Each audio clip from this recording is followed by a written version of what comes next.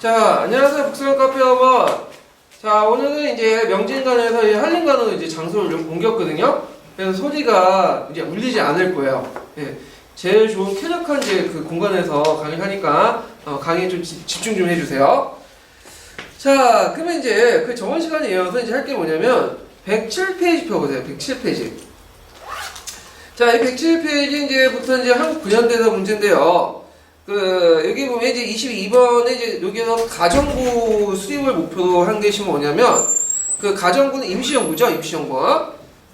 그래서 이제 정기한 활동만을 보기에 있는 대로 보는 것은 이렇게 했는데요. 자, 이 문제를 풀어보기 전에, 1910년대 그 국내 독립운동의 어떤 정치적 성격을 좀 볼 필요 있어요. 정치적 방향, 지향 방향을 이제 볼 필요 있는데, 자, 1910년대에는 두 개의 성격이 있는 독립단체가 있어요. 국내적으로. 하나가 이제 뭐냐면, 복법주의. 이 법이라는 건 벽자, 임금벽자거든요? 예. 그래서 예전에 조선왕조로 돌아가자, 독립을 할 때, 조선왕조 돌아가자, 그렇게 했던 것이 복벽주의예요. 자, 이 복벽주의 단체의 대표적인 것은 뭐 독립미군부라든지 민단조합 이런 것들이 있죠. 그 다음에 이제 조선을 멸망시킨 것은 우리나라 멸망시킨 누구예요? 다 조선왕실이다. 왜 조선왕실로 다시 돌아가야 되냐? 국민주권주의에 입각한 공화주의를 추구하는 단체들이 등장했거든요. 자, 이것이 대한강복회라든지 조선국민이라든지 대한국민회 이런 단체들이죠. 자, 이 복벽주의와 이제 공화주의의 흐름을 이제 물어보고 있는 거예요. 지금 이 문제는요. 자, 공화주의 단체들의 특징이 뭐냐면, 우리가 분열되어 있으면 어떻게 됐어요? 안 되겠죠? 하나로 통합하자. 여러 독립단체들이 하나 통합돼서 뭉친 힘을 통해서 이제 일제로 대항하자 해가지고, 그러기 위해서는 뭘 수립해야 된다? 임시정부를 수립해야 된다는 것이, 뭐냐면, 그 당시에 그들의 공통적 목표겠어요. 그래서 그 임시정부라는 건 뭐예요? 가정부, 임시가짜에서 가정부죠. 예. 자, 그래서 이렇게 2010년대는 이 복벽주의 단체와 공화주의 단체가 분리되어 있었는데, 이것이 언제 이제 통합되냐면 1919년에 통합이 되죠. 자, 1919년에 무슨 운동이 있었죠? 예, 3.1운동이 있었죠. 3.1운동. 자, 3.1운동이 있었는데, 이 3.1운동의 여러 배경 중에 하나가 뭐냐면, 자, 복벽주의의 그 당시 구심점 역할을 했던 누가 사망했어요? 고종이 사망했죠. 고종이 장례식을 가지고 이제 폭발됐는데, 고종이 뭐 일제히 독살됐다는 설도 있고 하는데, 자, 고종이 죽고 이제 유일하게 누가 남았죠?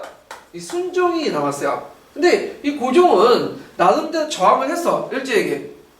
근데 이 순종은 몸이 비리비리하고 저항도 못하니까 더 이상 이 순종을 매개로 해가지고 나라의 어떤 독립운동의 구심점을 살리자는 운동이 일어나겠어, 안 일어났어요? 안 일어나겠죠? 그래서 이 복벽주의는 완전히 없어지진 않지만 이걸 계기로 해서 쇠퇴를 하고요. 3.1운동을 계기로. 그리고 3.1운동을 계기로 해서 어디가 이제 대세냐면 이 공화주의가 대세가 됐죠. 그래서 1919년에 이 공화주의자들이 내세웠던 임시정부를 이제 만들기 시작하죠. 예.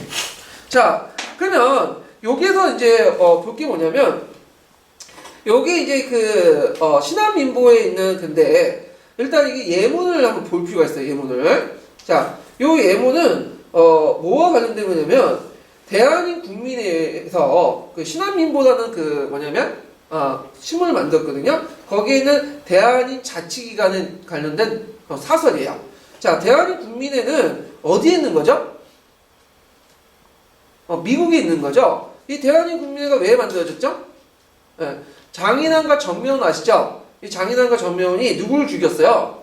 스티븐슨을 암살을 했죠. 이걸 계기로 해갖고 그 당시 이제 국립협회와 한일협성회의가 뭐냐면 통합이 돼가지고 만든 것이 대한민국민회죠.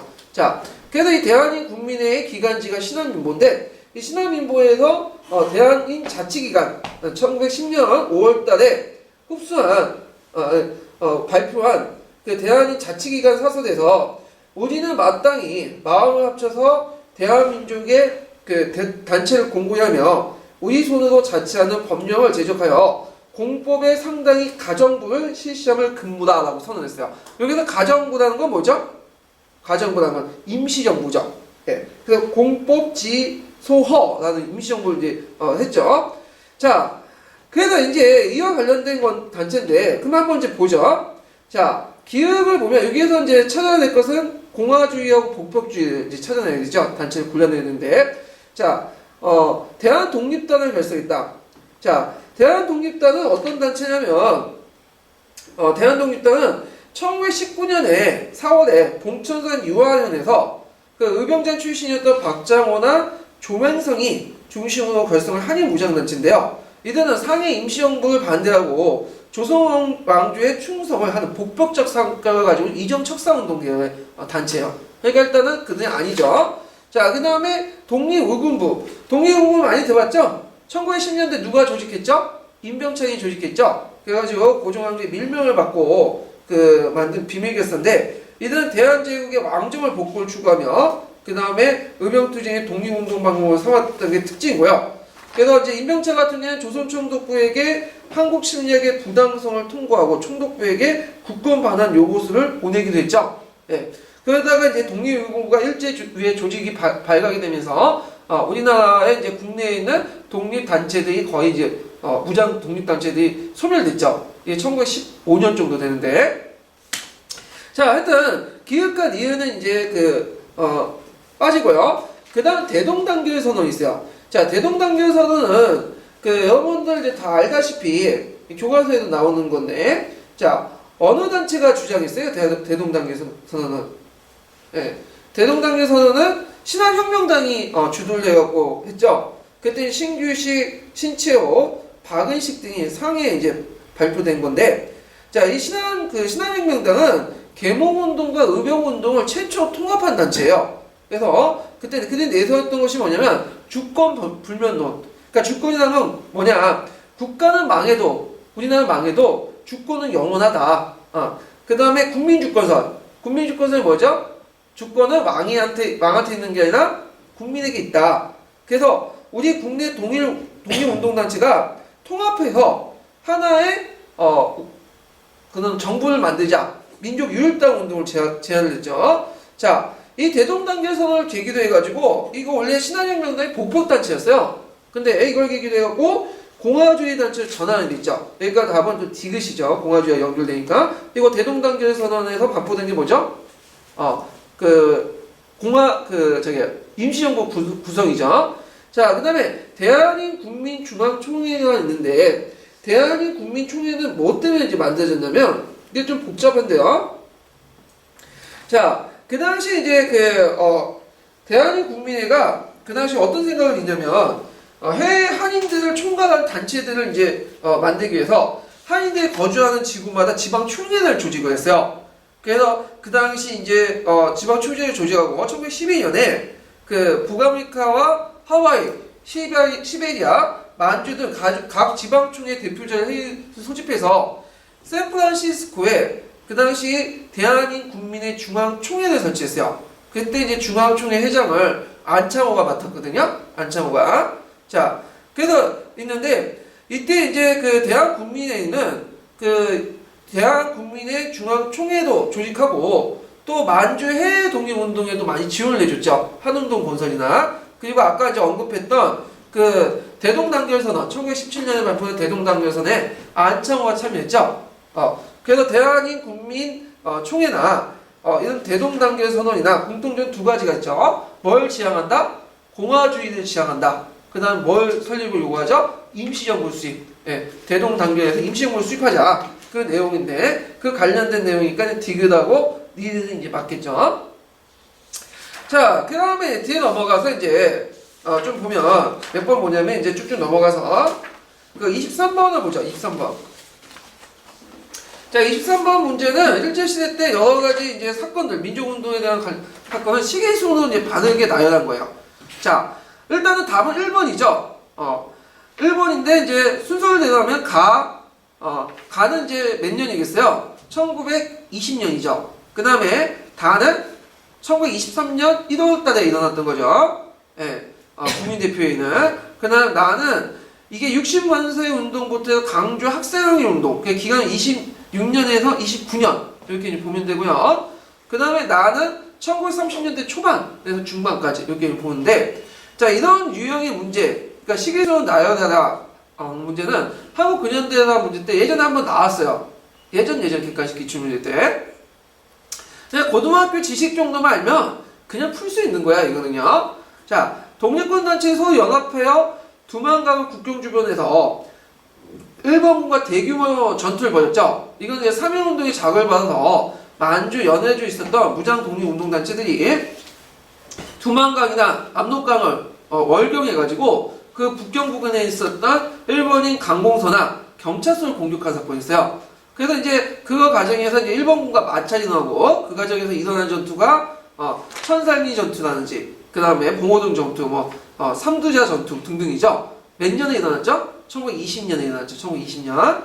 자, 두 번째 같은 경우 보면 자, 독립운동 전선을 통일을 목표한 국내 독립운동 단체의 대표에 모여 국민대표회의를 개최한 게 1923년 1월인데, 자, 그 국민대표회의가 왜 개최했겠어요? 임시정부안에서. 그 당시 그 임시정부는 무슨 독립론을 추구했죠? 외교 독립론을 추구했죠. 임시정부 활동의 초기 그 활동이. 근데 그 이승만의 외교 독립론이 파리 강화이나 워싱턴 회의를 거쳐갖고 제대로 이게 반영이 안 돼. 강대국 이해관계 속에서. 자, 그러니까 이제 무장 독립단체들이나 상해 임시정부를 비판했던 사람들이 이를 노려가지고 이제 비판을 하기 시작해. 임시정부 활동. 이게 성과도 없다. 대표적인 사람이 여러분도 알다시피 신채호가 그런 사람들이죠. 자, 그래서 이런 사람들이 이제 그 베이징 군사통일 주비회에서 국민대표를 만들자. 대표회를 만들자 해가지고 1923년 1월에 국민대표회의를 개최를 했죠. 그래서 이 국민대표회의에서 그 당시 이제 그 임시정부의 활동 방향을 이제 수정하고 했는데 이게 제대로 됐어요, 안 됐어요? 안 됐죠. 그래서 각자의 주장만 이제 높인 채 끝나고 나서 거기 또 안 된 이유가 뭐냐면 이승만에 대한 불신이 깊었죠. 이승만이 그 당시 이승만이 그 당시 이제 윌슨에게 뭘 제출했어요? 위임 통치령을 제시했죠. 이게 나중에 알려지게 되고요. 그래서 이제 신채호 같은 경우에는 이완용은 있는 나라를 팔아먹는데 그 이승만은 없는 나라까지 팔아먹는다 해갖고 비난을 했는데, 자, 그래서 이 국민대표회의 결과 개조판이 창조판이 이렇게 유지판이 하면서 분열됐다가 뿔뿔이 헤어지게 되죠. 그래서 이제 임시정부는 누구만 지키게 되죠? 김구가 지키게 되죠. 자, 그 보충 자료에 보면 118페이지에 개조파, 창조파, 형상유지파 이 대립 내용이 있거든요. 시간 관계는 다 설명 못 드리고 한번 시간 됐을 때 보세요. 그 내용이 되게 중요한 거니까. 자, 그 다음에 이게 라번인데 마지막 세 번째 라번인데 신민주의 교육 철폐와 조선인 본위 교육을 요구하는 학생들이 동맹국이 전국적으로 거쳐 일어났다. 자, 이게 이제 신민주의 교육 철폐는 60만세 운동에서 일어났거든요. 1926년. 이걸 계기로 해갖고 이제 비밀 결사단체들이 이제 조직이 되고, 요걸 전후로 해서 동맹오업이 전국적으로 일어났는데, 신민주의 교육 철폐와 조선인 본위 교육은 또 1929년 11월에도 있었어요. 강조학생 항의운동에서. 근데 이게 60만세 운동인지 강조학생 항의운동인지 헷갈려. 예. 근데 이제 여기에서 제가 보기에는 강조학생 항의운동 때 이게 전국적으로 확산됐고, 이걸 계기로 해서 이제 곧바로 동맹호흡이 이제 걸쳐 일어났기 때문에 이거 볼 수 있고, 아니면 60만세 운동 끝나고 나서 곳곳에 또 동맹호흡이 있으니까 그렇게 될 수도 있고, 그래서 그냥 1926년에서 29년 이렇게 봐야 될 것 같아요. 초재진이 어떤 식으로 냈는지 잘 모르겠는데, 하여튼 크게 문제 방향이 틀리진 않으니까. 자, 그 다음에 4번은 사회주의자들이 주도한 토지혁명의 구호를 내건 농민조합운동이 활발하게 전개되었다. 자, 이 4번을 이해하려면 잠깐 이제 몇 페이지 펴보시냐면 119페이지 펴보세요. 자, 보충자료 좀 볼까요? 보충자료 3번. 자, 보통 1920년대하고 1930년대 농민운동이 좀 다른데요. 1920년대는 순수하게 무슨 운동이었어요? 경제적 투쟁이었죠. 그래서 농민의 생존권 투쟁으로서 주로 이제 소작농이나 소작조건 개선, 소작권 이전 반대 이런 것들인데, 자 1930년대 또 활발하게 이루어졌죠. 그건 이제 성격이 달라요. 이것은 이제 그 당시 신간을 해체를 해갖고 조선공산당이 붕괴되고 이제 신간을 해체를 해가지고 그 당시 많은 사회주의자들이 어디에 유입됐죠? 노동단체나 농민단체에 유입됐어. 그래서 이제 이들이 코민테름의 지시를 받고 가격화 운동을 하게 되거든요. 네. 그래서 이때 적색 농민조합, 적색 노동조합들이 활동이 하는데, 이들은 종전에 1920년에 농민 생존권 투쟁을 내세울 것과 달리 이때는 좀 정치적 투쟁을 했어요. 경제적 투쟁이 아니라. 그래서 식민지 지주제를 강한 일제를 타도하고 농민들의 토지를 소유 요구하고 했죠. 자, 이래서 이제 그들이 내세웠던 반봉건, 반침략, 반제국주의적 어떤 그 정치적 투쟁을 이제 골몰이 했다. 자, 그 이유는 뭐냐면 조선공산당을 재건하려는데 그 당시에 그 공산당을 재건을 받으려면 누구의 허락을 맡아야 돼요? 코민테름의 허락을 맡아야죠. 네. 그래서 코민테름의 인정을 받기 위해서 일종의 인정투쟁을 한 거야. 그렇지만 오히려 이런 것들이 이제 일제의 강력한 탄압을 불러일으키죠. 네, 강력한 탄압을. 그래서 1930년대 중반에 들어가면 그 표에서 볼 수 있듯이 어떻게 돼요? 급격하게 뭐냐면 이제 감소되죠. 소작쟁이들이. 그리고 이제 그 사회주의 단체들은 어떻게 돼요? 지하로 들어가게 돼요. 그래서 이제 지하 서클로 이제 움직이게 되는데, 자, 그래서 일제는 이걸 적극적으로 탄압하고 나서 이걸 이제 그 농촌에 사회주의 세력을 확대를 막기 위해서 조선 소작 조정령이라든지 조선 농지령 같은 걸 반포해가지고 나름대로 소작인들의 생활을 개선하게 하죠. 네. 자, 이 1920년대, 1930년대 그 특징은 예전에 기출문제 나왔어요. 그러니까 이 특징들이 꼭 기억을 해주세요. 차이점. 자, 그래서 이제 이것은 이제 일제시대 때 전반적인 이제 사건에 대해서 이제 시기수를 한번 물어봤던 거고요. 자, 그 다음에 24번 문제 보죠. 24번 문제. 자, 24번 문제는 이제 현대사 부분이죠. 미군정 시기 때 이제 내용인데, 그 현대사 부분은 그 이승만 정권 시대 때 문제는 거의 없고, 되게 미군정 시기 때 물어볼 거예요. 미군정의 그 활동이라든지, 그 다음에 이제 미군정 시기 때 해방정국 때 그 정치 세력의 어떤 갈등, 이런 것들 많이 물어보거든요. 네. 그러니까 6.25 전까지 나온다고 보면 돼요. 현대사는. 자, 여기에서 이제 다음 정책지 실시한 배경에 대한 설명을 옳지 않은 것은, 요건 이제 1936년에 그 미군정이 그 어떤 경제 정책들을 이제 얘기하는 거야. 자, 이걸 이제 알기 위해서는 좀 약간 그 당시 경제 상황을 좀 알 필요가 있어요.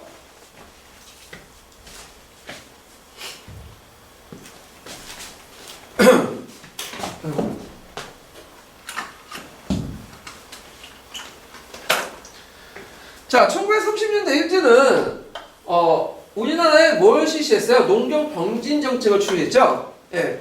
그래갖고 이제 여기 일본이 있으면 여기 만주가 있으면 만주, 한반도, 일본을 하나의 경제 분류로 뭐냐면 묶어서 일종의 병창 기지화 정책을 이제 추진했어요.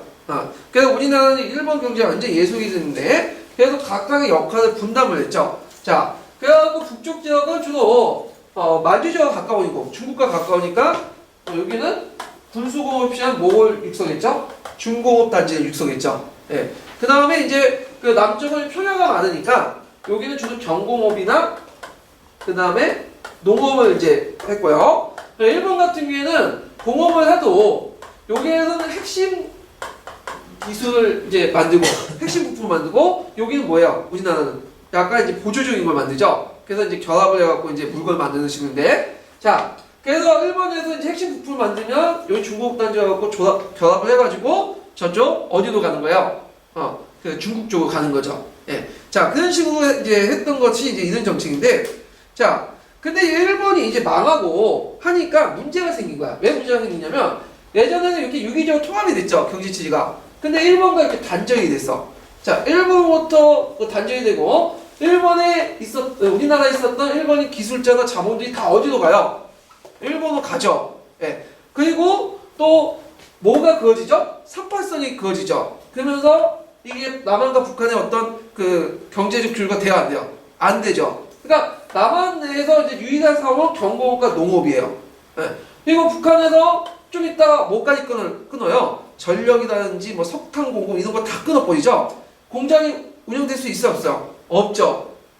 거기다 일본 애들이 나중에 막판이 되니까 자기 자산들을 쉽게 빼내기 위해서 뭘 많이 찍어냈죠? 분한지폐는 화폐를 막 찍어내가지고 화폐를 많이 갖고 그걸 줘가지고 조선인들 줘가지고 자기 재산들 이제 뭐냐면 그러니까 자산들을 이제 뭐냐면 바꿔가지고 일본 각버렸죠. 네. 거기다가 때마침 또 누가 들어와? 월남에 해외 나갔던 그 유민들이 많이 들어오고 이주민들 들어오고 거기다 남쪽에서 또 월남민들 들어오고 그러니까 인구는 증가하는데 인구는 사회적 인구가 막 증가되는데 반해서 그 인구를 먹여 살릴 수 있는 뭐 생산품이라든지 공산품, 농산물들이 어떻게 부족한 거야. 거기다가 화폐도 막 일제가 뿌려놓은 화폐도 되게 많고 거기다 미군정이 제대로 이제 경제가 운영되지 않고 세수가 안 거치니까 또 뭐예요? 화폐를 막 찍어내죠. 그러니까 인플레이션 상황이었고 경제가 어떻게 많이 아니었어요. 특히 쌀이나 원료나 그다음 그 공산품이나 이런 것들이 공급 부족 상태였어. 자 그런 상태였는데 미군정은 초창기 딱 할 때 미국식으로 생각한 거야 이 사람들은. 딱 들어오니까 미국식 자유경제 체제를 한국에 이식시키자. 그래서 일본 애들이 예전에 전쟁 기간 때 통제경제 정책을 했죠. 이걸 다 풀었어. 그 대표적인 게 이제 일본 애들이 전쟁 기간 때 미국 공출제 실시했죠. 그래서 쌀을 농촌에서 일정한 가격도 강제로 사들였잖아요. 낮은 가격으로. 그런데 미국 애들이 오면서 공출제를 폐지시키고 쌀을 자유 판매제 실시했어요. 근데 어떤 효과가 일어났냐면 이때 이제 쌀을 자유 판매를 하니까 악덕상인과 지주들이 뭐야? 쌀을 매석을 해볼까? 그래서 미가가 올라가요. 그러니까 너 불만 있으니까 다시 이건 한국은 안 되겠다. 한국은 자유경제 체제가 좀 안 되겠다. 미국식. 그래서 예전에 일본식 그 통제경제로 다시 돌아가자 해갖고 농업이나 공업이나 이런 것들을 통제를 하기 시작해요. 그래가지고 1946년 1월에 미국 수집령을 내리죠. 그래서 그 미국 정부가 미 군정이 일정한 가격에 뭐냐면 쌀을 강제로 사들이는 방법인데 대개 이 쌀을 강제로 사들일 때 시가보다 뭐예요? 낮은 가격으로 사들여. 그러다 보니까 이제 지주와 농민들이 반발이 많겠죠. 예. 거기에다 이제 그 물자를 통제하기 위해서 기속사업체에 생산된 긴급 물자를 통제를 실시하죠. 기속사업체는 뭐냐면 일제가 물러난 후에 남은 일본인 산업체를 말해요. 예. 그걸 통제를 실시하고 그래서 이걸 통해서 공산물의 분배 효율성을 확보하고 그리고 그 중앙의 경제를 효율적인 경제 통제를 위해서 중앙경제위원회를 설치한 등 종전의 자유시장 체제를 이식하려고 그게 안 되니까 이런 통제경제체제를 전환하려고 하기 시작해요. 그렇지만 이런 정책들이 성공했어요? 실패했어요? 성공하지 못했죠. 그래서 노동자, 농민들이 불만을 갖게 되고 그래서 9월 총파업이나 대구에서는 10월 폭동 같은 것들이 일어나기 시작하죠. 예. 그러면 이런 실시한 배경, 그러니까 여기서 실시한 건 미 군정이 자유경제체제에서 뭘로 전하는 거야? 통제경제체제를 실시한 이유에 대해서 지금 물어본 거야. 배경에 대해서. 해외에서 기한한 동부의 수가 급증했죠. 예. 그 다음에 모리배와 매점 배석과 조약품의 유통이 일삼았고, 특히 아까 미국 공출제가 폐지되면서 자유를 이제 자유롭게 곡식을 팔게 함으로써 이게 이런 현상이 나왔죠. 3번 조선노동조합 청구 평의회. 그러니까 이거는 이제 오늘날은 민주노총이나 한국노총 같은 이제 상급 노동단체들인데 이들을 주도로 해서 총파업이 일어났죠. 그래서 이걸 9월 총파업이라고 하는데 이 9월 총파업에 그 당시 누가 개입을 했냐면 조선공산당 세력들이 개입을 했어요. 조선공산당. 그래서 그 당시 조선공산당은 미국하고 처음에 사이가 좋다가 조선 정판사 위조 집회 사건을 계기해서 완전히 틀어졌죠. 그래서 공산당 신전술을 반포하고 적극적으로 이제 투쟁에 나서게 되죠. 9월 총파업 이후에 조선공산당은 이제 나머지 자익단체들을 통합해서 남노당으로 바뀌게 되죠. 예. 이거는 그 정책을 실시한 결과 때문에 일어난 거지 배경은 아니죠. 예. 그래서 답이 3번이 되죠. 일본인 기술자의 철수와 공장 조업에 나락을 겪었죠. 그 당시 일본인 기술자와 자본이 많이 철수함으로써 공장 운영이 안 됐어. 심지어는 그 당시 우리나라가 얼마나 기술이 부족했냐면 자전거 아시죠? 자전거. 예? 자전거인데 자전거 바퀴살도 못 만들었어요. 예. 이 바퀴살은 누가 만들었어? 일본인 기술자들이 만드는데 이 기술을 한국인한테 안 알려줘. 한국인들 그냥 거기 만들고 나서 여기 다듬는 정도? 그런 거예요. 자, 그 다음에 산발성 핵정으로 전력공급 원료 조달이 차질에 빚어졌죠. 특히 전력공급 같은 경우에는 처음에 북한이 보내줬는데 남한이 그 당시 50 단독 선거한다니까 어떻게 돼요? 끊어버렸죠. 그 당시 대부분 댐이나 그런 것들은 어디에 있어요? 이게 다 북쪽에 있었죠. 남쪽에는 해봤자 화력발전소 몇 개만 있었고, 그러니까 운영이 안 되는 거지. 자, 그래서 답이 3번이다. 그 미군정 시기 때 경제정책에 대해서 이제 한 거고요. 자, 그 다음에 좀 넘어가서 25번을 보죠. 25번. 여기부터 이제 중국사인데요. 자, 이거는 이제 일단은 가는 뭘까요? 가. 네. 이거는 후한말 때 태평도죠. 네, 태평도. 네. 그 다음에 이제 나는 뭐죠? 네, 나는 여기 이제 오둔을 의사를 두고 이제 제주했는데 이거는 뭐냐면 오두미두예요. 오두미두. 예. 자, 그래서 있는데 이 태평도와 오두미두와 관련된 이제 후한말 때 이런 문제가 나왔는데, 자, 태평도는 예전에 1910년도에 한번 기출에 나온 문제 나왔어요. 예, 그래서 이 기출문제 나왔던 것이, 기출문제 분석 잘하는 것이, 기출문제에 나왔던 것이 계속 기출문제 나오거든요, 또. 자, 그러면 태평도와 오두미두가 왜 나타났나를 좀 볼 필요가 있어요. 자, 후한말에 이제 사항을 볼 필요가 있는데,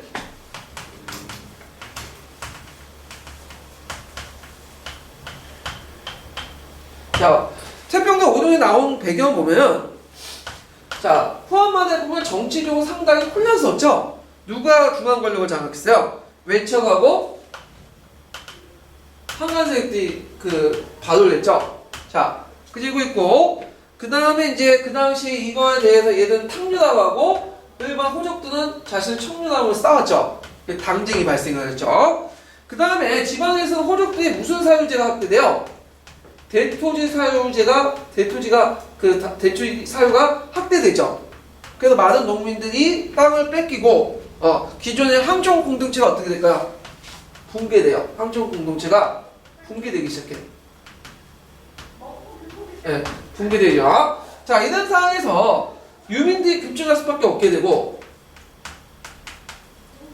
이들은 이제 자신을 이제 맡길 수 있는 그런 항촌 공동체가 없어지니까, 항촌 공동체 대신에 뭐에 의탁하기 시작하죠? 종교에 의탁해. 여기 종교라는 것은 단순히 믿는다는 게 아니라 그걸 통해서 하나의 공동체를 이루게 되죠. 종교 공동체가 있는데, 이 종교 공동체가 예전에 항동 공동체 여러 가지 역할들을 대신하게 되고요. 그래서 많은 유민들이나 백성들이 종교 공동체에 의탁해서 경제력 지원도 받고, 그 다음에 삶의 위안이나 안식도 받고, 이런 것들을 하게 되죠. 그래서 이런 종교 공동체 중에 대표적인 것이 뭐냐면, 아까 말한 오두미두하고 태평도죠. 그래서 이 오두미두와 태평도는 기존의 항로사상가, 그 다음에 불교와 불사, 장생사상 같은 어떤 민중들의 욕구나 개인의 욕구를 적절하게 만들어서 교리화시키죠. 그래서 교단을 확대시키게 돼요. 그리고 어떤 일정한 지역을 장악해서 그 지역을 어떤 통치권 행사하고, 또 교단 조직을 또 뭘로 만들죠? 군사 조직을 만들죠. 네, 이렇게 하면서 커져 나갔어요. 자, 그럼 관련된 내용들을 이제 보면요. 일단 태평도 같은 경우에는 후한 때 남사군 도사였던 강기인이라는 사람이 음양 제2세각에서 태평청령선을 만들고, 태평경이라고 하죠. 그래서 이제 만들었던 종교인데, 장각이 이걸 세력 확대시켰죠. 자, 그래서 장각은 이제 교단 조직을 36방으로 나누고 각기 수령을 두고 교단 조직을 체계화시켜요. 그리고 나서 이제 영제 때 한건제단을 이제 익히게 되죠. 자, 한건제단은 세력 확대했지만 그거는 이제 지방 호족들에서 진압됐죠. 물론 이건 한건정단은 실패했지만 이걸 계기로 어떻게 될까요? 한나라 제국 붕괴되기 시작하죠. 자, 오도미도 같은 경우에는 그 당시 장릉이 만든 종교인데요. 왜 오도미도라고 하냐면, 입당할 때 쌀 오두를 바쳤기 때문에 그죠? 네, 이 오두를 받고 그걸 같이 쓰는 게 아니라 불쌍한 사람들 많이 도와줬어요. 이걸 무슨 제도라고 하냐면 거기 예문에 나온 의사제도라고 하죠. 그래서 이런 걸 통해서 그 당시 유랑민들에게 여러 가지 곡식도 나눠주고 하다 보니까 많은 사람들이 어디에 들어가게 된 거야? 오두미두에 들어가게 된 거죠. 그러니까 국가가 해야 할 사회보장제도를 누가 해준 거야? 이 오두미두가 해주는 거야. 예. 자, 그래가지고 점점 세력을 이제 커진 오두미도는 사천지방과 초기도는 예전에 초기라고 불렸던 사천지방과 예전에 한중이라고 불렸던 산서 남부 지역을 장악하고 거기에 이제 뭐냐면 독립된 왕국을 세우자. 독립된 왕국을 그리고 교단 조직을 이제 군사 조직화해 갖고 했는데 이 독립 왕국은 언제 진압됐죠? 조조에 의해서 진압됐죠. 이 조조가 이제 진압하고 나서 다시 군사 조직이 해체되고 종교 조직만 남아서 천사도도 이제 개명을 하게 되죠. 그래서 위진 남북조 시대까지 이제 계속 지속이 되죠. 자, 그러면 이제 관련된 문제를 보면요. 자, 1번 보면 가의 지도층은 파라는 것은 오늘날 사천지방이에요. 파와 한중지역에 30년 정도의 독립적인 종교왕국을 세웠다. 맞죠? 틀리죠. 가가 아니라 나죠. 예. 그 다음에 가의 신도들은 입교할 때 5마리의 쌀을 바쳐먹어 미적이다 불렀다. 자, 이거 오도미도와 관련된 설명이죠. 이거 나죠. 자, 나의 지도층은 청해를 바탕으로 해서 한간 세력의 정인과 북배사를 통렬히 비판하였다. 자, 이거는 이제 나와 관련 없어요. 가나하거든요. 뭐와 관련된 거야? 청류 세력이죠. 청류 세력. 아까 이 후한말기 때 외척과 한간들이 발언했다고 그죠? 이들은 뇌물을 받고 한거 이선제를 지 멋대로 운영해. 그리고 추천은 되게 이 외척과 한간들이 뭐냐면 돈을 받고 올린 사람이죠. 근데 예전 한거 이선제는 주로 어떤 사람들이 됐어요? 호족들이 됐죠. 지방 호족들이. 그러니까 지방 호족들이나 태학생이나 이런 사람들이 불만을 가질 수밖에 없겠죠. 그래서 이들은 외척과 한간 세력들에 불묻는 사람들을 뭐라고 하면 탕류라고 칭하고 자신을 뭐라고 칭했죠? 청류라고 칭했죠. 그리고 서로 인물 평가를 하면서 청의 집단이 형성돼요. 그리고 이제 삼국시대 이후에도 뭐냐면 이들 간의 네트워크가 그대로 유지되고 이들이 논했던 인물 평가는 후에 어디에 반영되냐면 국품 중정제에 반영되기 시작하죠. 예. 근데 이들 대부분 물론 일부는 환경적인 난을 가입하긴 했지만 대부분 진압하는 데 참여했죠. 그렇기 때문에 이거는 전혀 관련이 없어요. 자, 그 다음에 4번에 보면 나의 신도들은 갑자년에 맞아 새로운 국가의 수립을 목표로 일제히 공개했다. 이거는 이제 한건적인 아니죠. 한건적이 국어를 뭘 썼죠? 노란색을 썼죠. 노란색이라는 것은 누굴 뜻해? 토독인 태평도를 뜻해.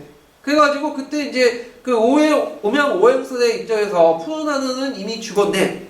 누른 하늘이 갑자년에 올 때 천하가 대기하시다. 내세웠죠. 이때 푸른 하늘은 누구 뜻해요? 한나를 뜻하고 그 다음에 누른 하늘은 토독을 상징하는 태평도를 뜻하죠.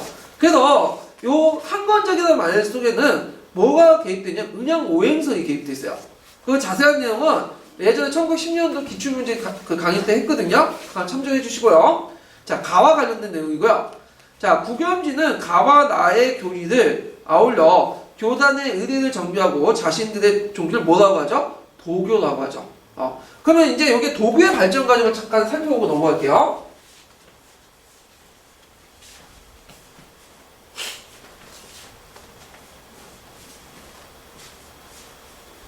자, 도교와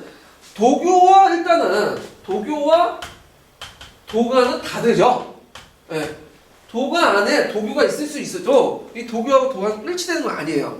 자, 이 도교의 시작은 노장자부터 시작해요. 노자와 장자. 요때는 이제 도가죠. 한국적으로 종교가 아니라. 예. 근데 이 노장자 사상이 한초에 무슨 사상이 되죠? 향노 사상이 되죠?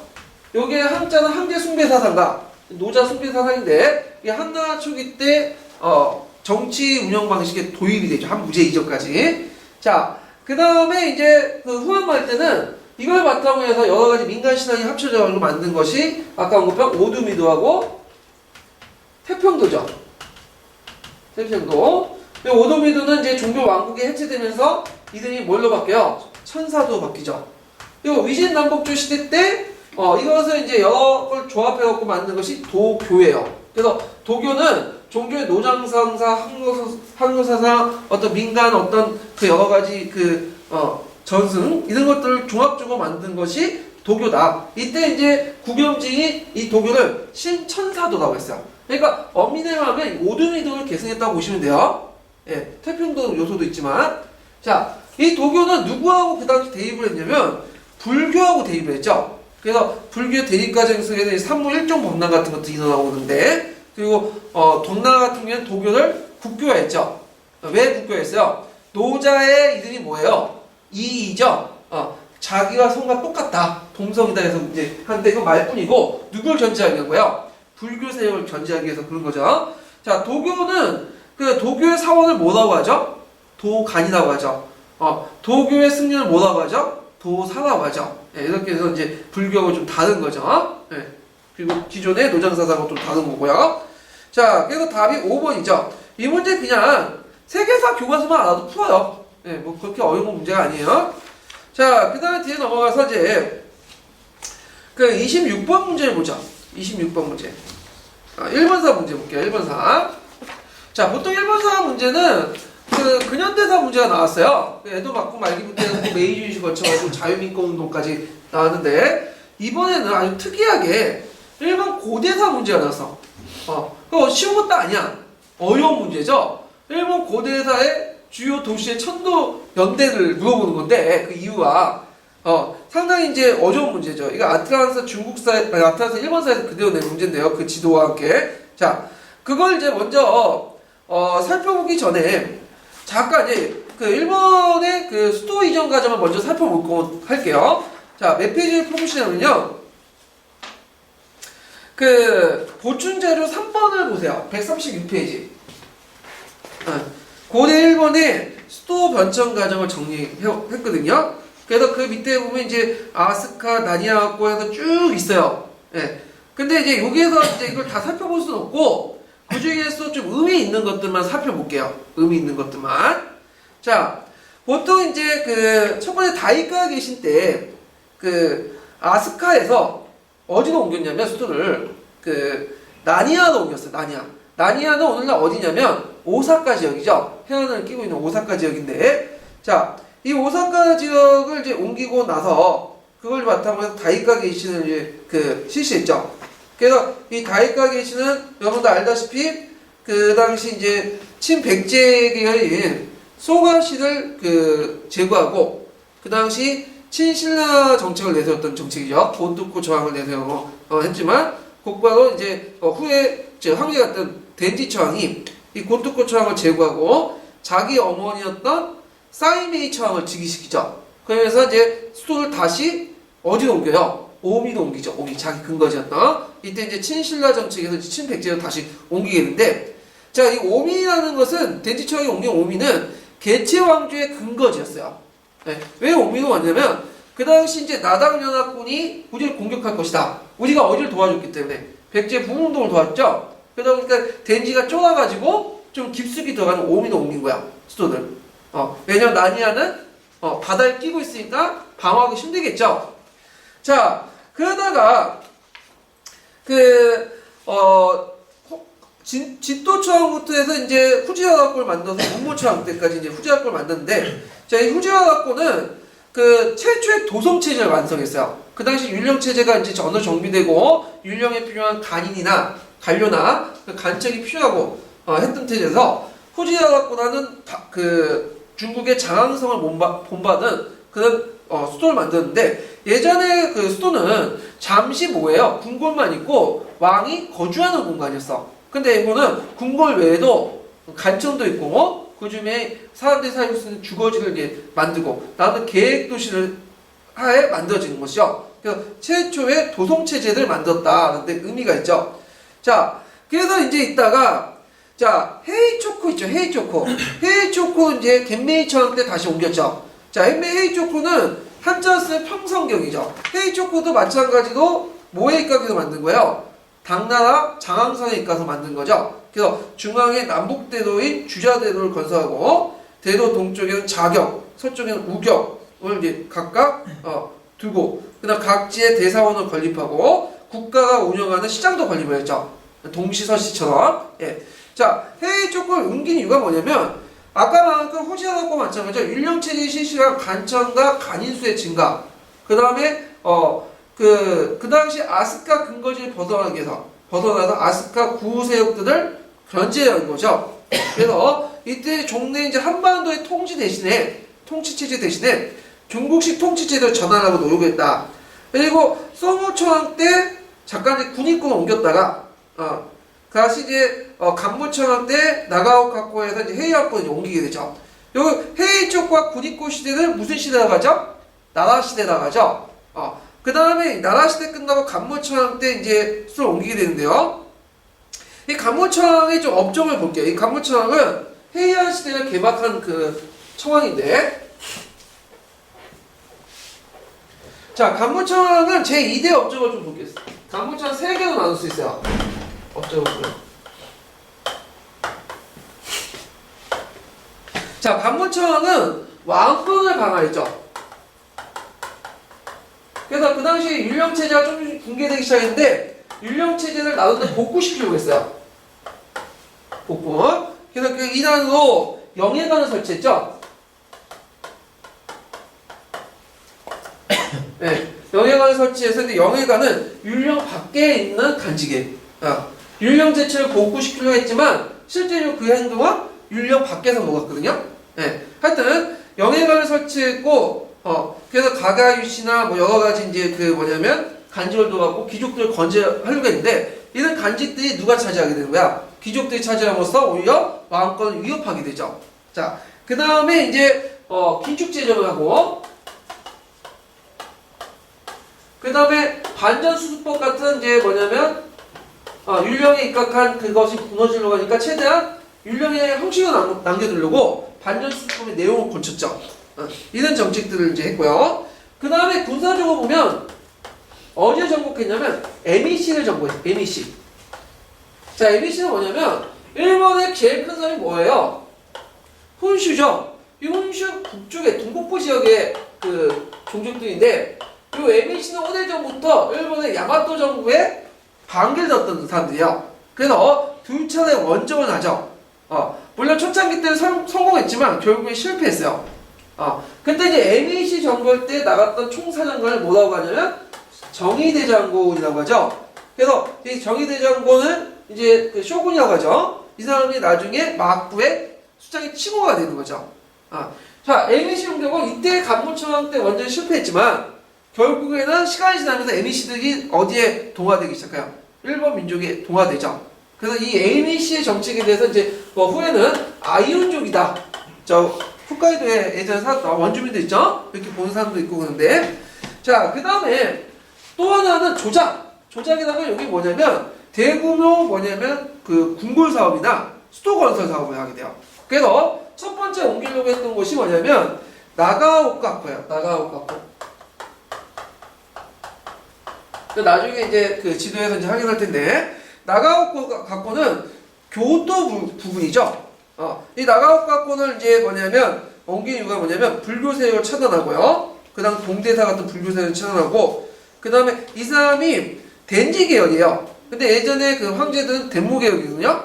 예, 그래서 덴무 황제들을 견제하고 그리고 에미시의 정복에 위한 그 병사 물자를 보급하고 그 당시 이제 외척 가문이었던 후지와라 씨를 또 견제하는 등등 근데 여러 가지 다목적으로 이제 했다가 요 나가오카코에서 여러 가지 문제점이 일어나. 이때 이제 천연두가 항상되고 뭐 대홍수가 일어나고 그 다음에 그때 이제 그 감독관이 그 후지야노 다네주쿠가 살해되는데 그때 누가 이제 개입을 했냐면 자기 친동생이 개입해가지고 이제 문제가 일어나고 그래서 여기가 이제 불길한 땅이다. 그래가지고 나가오카코 바로 좀 위에 있는 헤이안코도 다시 수도도 천도하죠. 건설 사업을 다시 하고. 그래서 이 헤이안코가 오늘날 어디죠? 교토죠. 교토. 그래서 헤이안코인데 이 헤이안코도 나가오코에 옮긴 이유가 똑같아요. 뭐 구세력과 불교세력을 견제하고 중앙집권을 강화하고 등등등. 자, 헤이안코도 마찬가지로 뭐에 입각한 거는요? 장항성을 모델로 만든 거죠. 그럼 여기 한번 정리를 해보면 자, 장항성을 모델로 했던 그곳이 이제 세 개가 있죠. 뭐가 있을까요? 헤이안 후지야코, 그 다음에 헤이초코, 그 다음에 헤이야코가 있죠. 헤이야코. 그 다음에 후지야코, 헤이초코, 나가오카코, 헤이야코는 공통점이 있어요. 뭐가 있을까요? 율령 체제를 정비하고 중앙 집권 체제를 완성하는 그거죠. 그리고 불교 세력과 기존의 호적 세력들을 견제할 목적이죠. 수도의 목적은 거의 비슷비슷해요. 예. 자, 그래서 이렇게 한번 정리를 쭉 해봤어요. 예.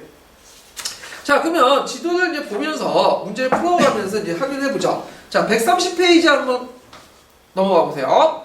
자, 130페이지 보면 일단 A는 어딜까? A는 지도에서 이걸 잘 모르신 분들은 그 뒤에 제가 어디에 표시했냐면 132페이지에 근거도 했으니까 그거 보시면 될 거예요. 자, A는 아스카노미아. 보통 줄여서 이게 아스카라고 하죠. 이 아스카노미아 지역은 그 예전에 쇼트코트에 이제 불교 문화가 발달한 아스카 문화가 발달된 지역이죠. 자, 그 다음에 후지야라코로 옮겼죠. 후지야라코가 이제 690년 사년 후지야라코로 옮겼고, 그 다음에 B는 어딜까요? 헤이초코죠. 나라 분지에 옮겨. 이때부터 나라 시대가 이제 하죠. 간메이처 때 옮겼고요. 거기 이제 헤이초코 그 옆에 B 옆에 여기 조그만 거 하나 있죠. 이거는 군입고, 군입고. 군입고인데 이거는 쇼무초항 때 옮긴 거죠. 쇼무초항. 잠깐 올리고 다시 돌았는데. 자, 그 다음에 이제 그 784년에서 이제 옮긴 게 나가오카코. 언제 옮겼죠? 간무초항 때 옮겼죠?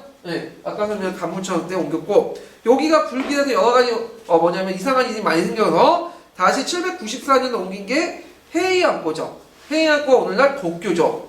도쿄. 요 헤이안코가 옮기면서 이제 이 시대를 뭐라고 해요? 헤이안 시대라고 해요. 헤이안 시대. 잠깐 근데 여기서 그 해변 지역에 이즈미 지역 보세요. 이즈미 지역. 이즈미 지역에 또 하나의 도성이 있죠? 거길 뭐죠? 나니아코. 나니아코는 오사카죠, 오늘날. 나니아코가 옮기게 된 것은 이제 언제 때요? 다이카 계신. 옮기죠. 다이카 계신. 그래서 이제 있는데, 그리고 저기 이제 동떨어져 있는 게 있어요. 동떨어져. 오미 있죠, 오미. 이 오미죠. 덴지처형의 수도. 이 오미는 그 개체 왕조. 그러니까 이제 그 청왕강 한번 바뀌었어요. 5세기 말에. 이 개체 왕조의 근거지죠. 오미를 옮긴 건 덴지처형 때죠. 덴지가 거기 옮긴 게 뭘까요?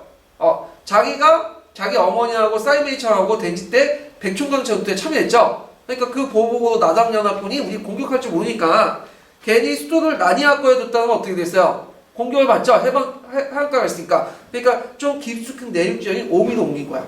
오미로. 자, 그래갖고 이렇게 있는데 되게 이제 수도가 막 옮겼다고 해도 되게 보면 어느 지역이냐면 야마토 왕국의 그 근거지 지역이에요. 왔다 갔다. 그러니까 오늘날은 그 도쿄 주변이 이제 교토 주변 기내 지역이라고 하는 야마토 분지 뭐 나라 분지 그런 지역에서 왔다 갔다 한 거죠. 자, 그래서 이제 이렇게 한번 봤고요. 그러면 문제를 풀어보죠. 자, 여기에서 이제 A는 바둑판 모양의 계획도시였던 당의 수도였던 장안을 모방하여 건설했다. A가 어디죠? 아스카죠. 근데 그 장안성을 모방한 것은 세 개라고 했어요. 후지야라코, 헤이안코, 헤이초코. 틀리죠. 그 다음에 이제 B인데 B는 그 헤이초코 시대죠. 그러니까 나라 시대죠. 나라 시대에 관련된 걸 물어봐야 되는데 다 어디 시대를 물어보냐면 헤이안 시대를 물어봤어. 자, B로 천도한 것은 석간이 주도하는 정치를 원활히 하게 한 목적이다. 자, 이건 잠깐 보충자료 잠깐 볼까요? 보충자료 2번을 보세요. 보충자료 2번. 몇 페이지 표시냐면 135페이지야. 자, 이 석간 정치는 그 헤이안 시대 중기 때 일어나요. 헤이안 시대 때 중기. 헤이안은 그 몇 세기에서 몇 세기까지 헤이안 시대라고 해요, 보통? 9세기에서 12세기. 보통 한 400년 동안 헤이안 시대라고 하는데,